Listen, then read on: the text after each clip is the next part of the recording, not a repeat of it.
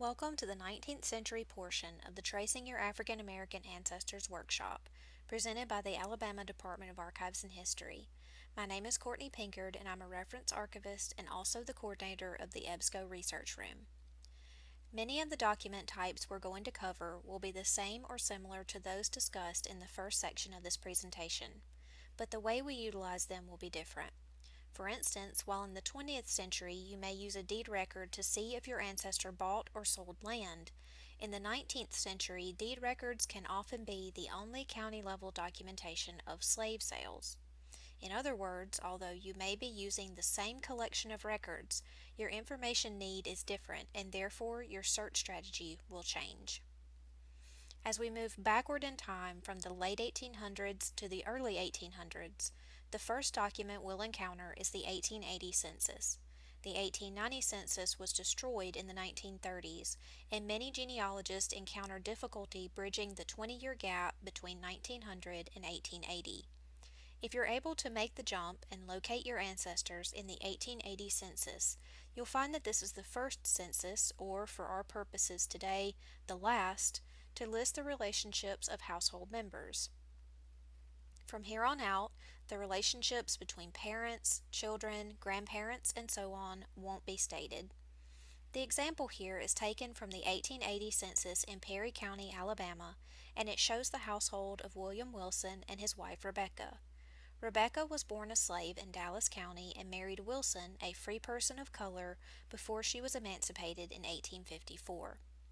William's family was from the Marion area, and after Rebecca gained her freedom, they settled there next to William's father, James.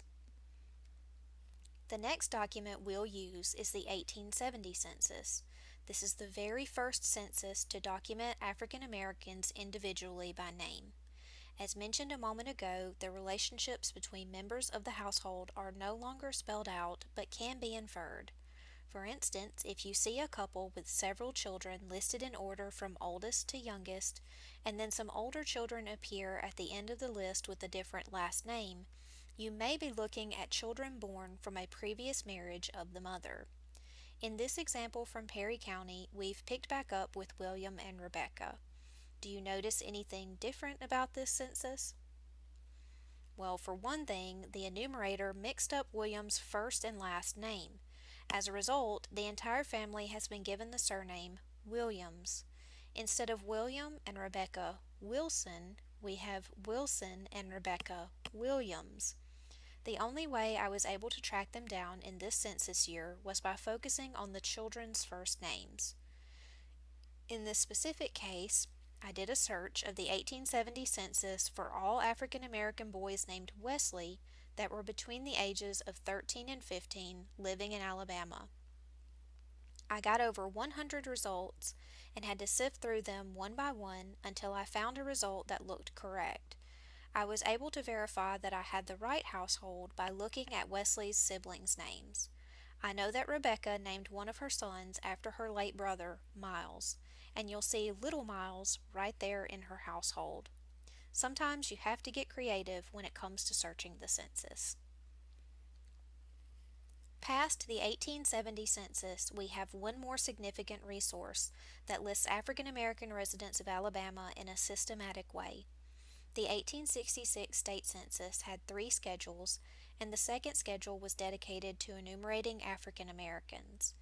This document was created so close to the end of slavery that many individuals will appear with a first name only.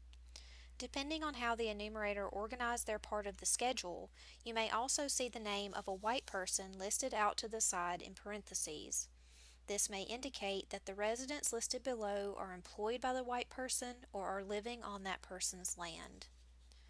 While this document is very historically significant, it does have one serious flaw. Like all other state-level censuses in Alabama, it lists only the head of household by name. All other members of the household are then counted by tick marks under age columns. I'll enlarge the top part of the page so you can see how these columns are organized. Sometimes you'll find households on this schedule that contain 20, 30, or more inhabitants, with only a single person being named.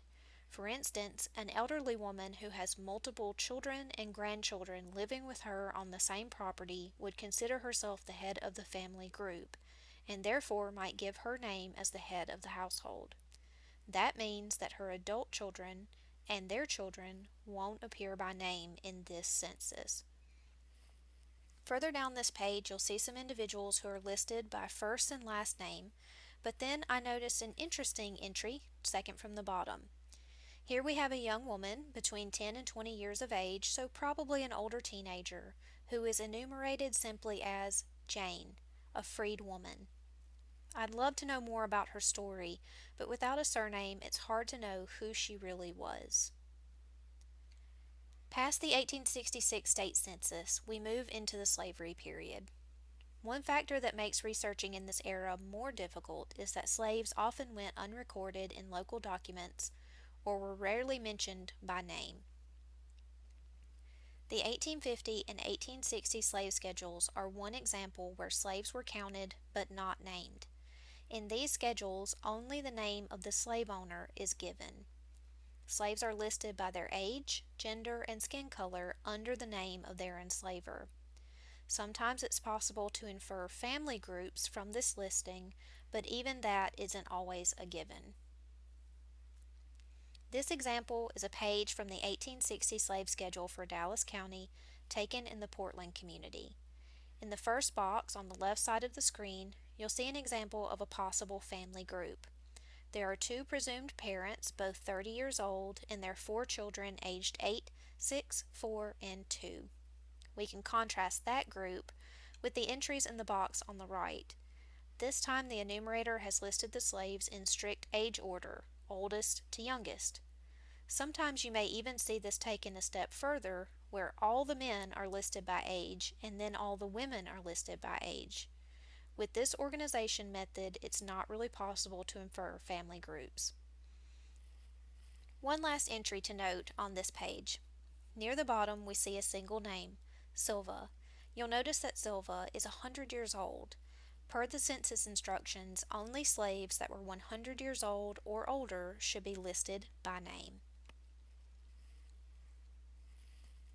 Legislative Acts and Codes are two publications from the Alabama Secretary of State's office that give us an important window into the lives of both slaves and free people of color.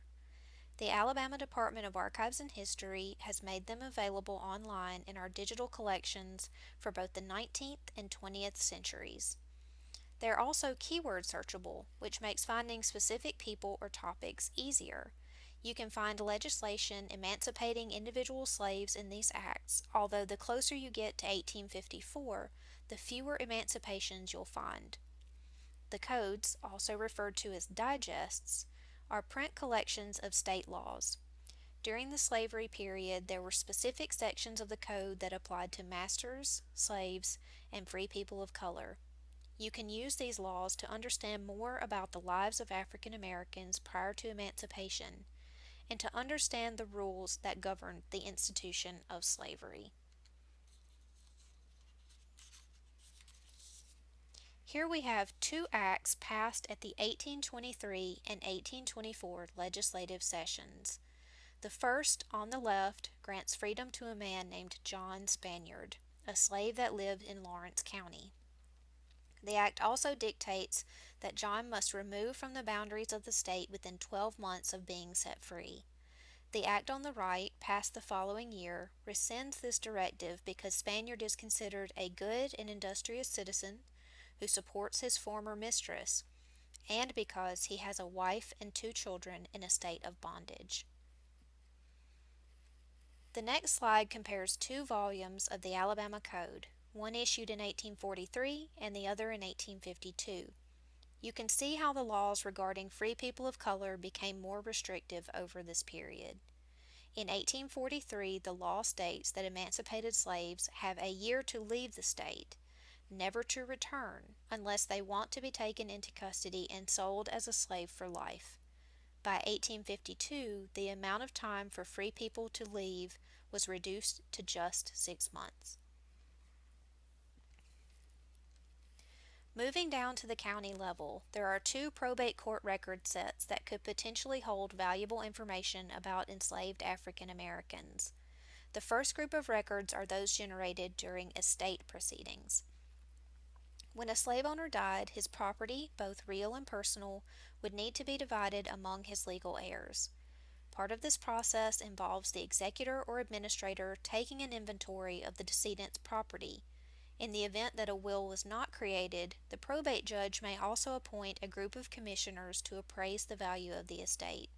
In both cases, a detailed list of slaves would need to be created. The catch here is that the slave owner would have to die prior to the end of slavery. Otherwise, there would be no legal reason to include slave property in the division of the estate. Slave owners that survived past the end of the Civil War will leave behind no indication of their former slave ownership when they die. Timing is everything with this group of records. If the slave owner dies while still holding slave property, the slaves may be divided among the heirs in a few different ways. If the enslaver created a valid will, he would probably stipulate exactly how he wanted the slaves divided, usually by assigning specific slaves to his heirs. If he didn't have a will, then all of his property will be divided as evenly as possible. Sometimes this involved creating lots of slaves that were equal in value to be distributed among the heirs. Sometimes the slaves were sold outright and the proceeds were divided. Regardless of how the property wound up being distributed, the process would generate a detailed paper trail that we can pick up in probate court records. Here's an example from the 1825 will of Baxter Smith, who died in Dallas County. The top image shows a list of the slaves he was passing on to his sole legal heir, an adopted son named Batty Smith. You can see that each of the 32 slaves are listed by name. The bottom image is a list of slaves that Smith wanted emancipated upon his death.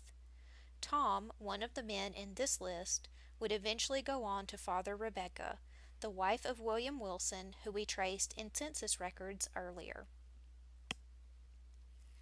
This next image is taken from an 1854 estate case file. The decedent, J.N.S. Jones, died without a will, and his slaves were divided into lots to be distributed among his 8 heirs. This image is the lot of 9 slaves that his daughter, Marcella Daring, received. The last record type I'd like to discuss is county deed records. Deeds are one of the few government-issued documents that capture slave transactions in Alabama. Slaves were sometimes gifted to family members through a deed of gift. For instance, when a daughter got married, her father might gift her with slave property and specify that the slaves were for her separate use apart from her husband's estate. This way, the slave owner's daughter went into the marriage with personal property that was her very own. Slaves could also be mortgaged or used as collateral for the purpose of receiving a loan, and if the borrower couldn't repay his debt, he'd lose the mortgaged slaves to his creditor. Often it can be difficult to tell when a deed is just a land deed or when it might actually be a transaction dealing with slaves. Some deed indexes make it plain, but most that I've seen do not. I once checked about 27 individual deeds and came up with only one that specifically mentioned slave property. The rest of the deeds were specifically about real estate. However, the one deed of gift that I found proved that my client's great-grandmother was gifted by her owner to his daughter as a wedding present.